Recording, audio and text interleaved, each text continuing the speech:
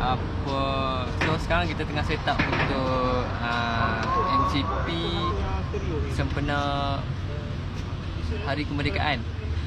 Betul? Sorry. Okey, sekarang kita tengah set up untuk MCP Hari Kemerdekaan.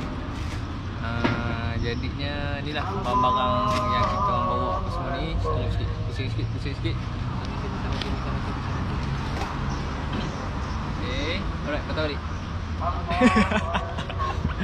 Okay, so antara sistem wireless yang kita pakai adalah ni lah, Exun. Kebanyakan orang pakai Holyland, tapi kita pakai Exun SE, dia ada SDI kat sini.